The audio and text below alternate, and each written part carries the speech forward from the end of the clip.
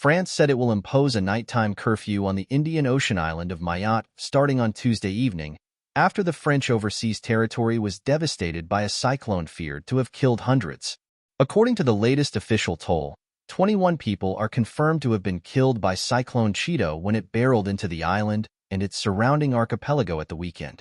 But authorities fear that hundreds, and possibly even thousands, were killed once the true scale of the toll is revealed, after the rubble is cleared and roads unblocked. The health services are in tatters, power and mobile phone services have been knocked out, the airport closed to civilian flights, and there is mounting concern about how to ensure supplies of drinking water. Cyclone Cheeto is the latest in a string of storms worldwide fueled by climate change, according to experts. The curfew from 10 p.m. to 4 a.m. local time, 19 o'clock GMT to 1 o'clock GMT, is being put in place as a security measure to prevent looting, the French Interior Ministry said. Completely devastated. French President Emmanuel Macron, who chaired a crisis meeting on Monday night, has described the situation as a tragedy and promised to visit Mayotte in the coming days. Interior Minister Bruno Retailleau, who on Monday was the first top Paris official to visit the island after the cyclone, said that Mayotte has been completely devastated, with 70% of inhabitants affected. The toll will be heavy, too heavy, Retailleau warned. He announced the arrival in the coming days of 400 additional gendarmes to reinforce the 1,600 gendarmes and police officers present on the archipelago, while specifying that there had not really been any looting so far.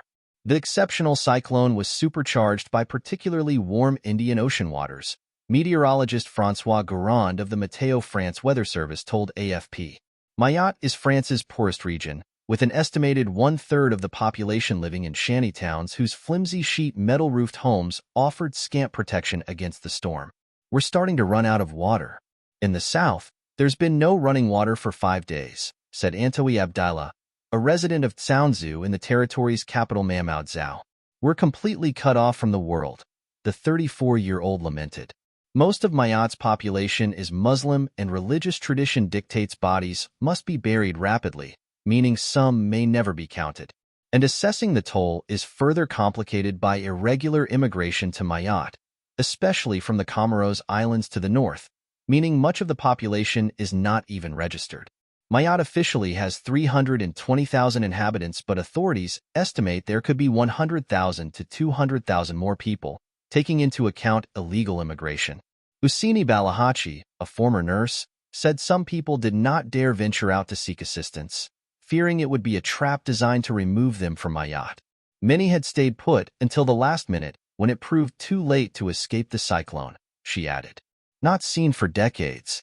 Mayotte is one of several French overseas territories that span the globe from the Caribbean to the Pacific via the Indian Ocean, and are integral parts of France which are ruled from Paris.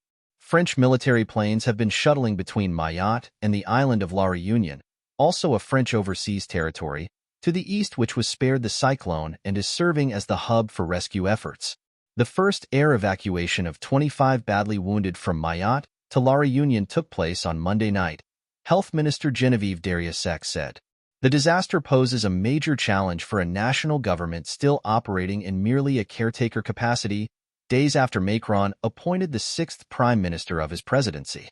New Prime Minister François Bayrou was facing a torrent of criticism less than a week into the job after choosing to chair a provincial town hall meeting in his capacity as mayor of the city Pau instead of attending in person a crisis meeting on Mayotte called by Macron.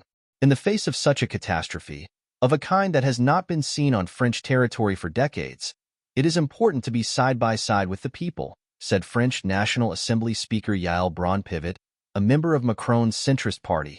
I would have preferred that the Prime Minister, instead of taking a plane for Pau, took a plane for Mamoudzou, she told France Info Radio.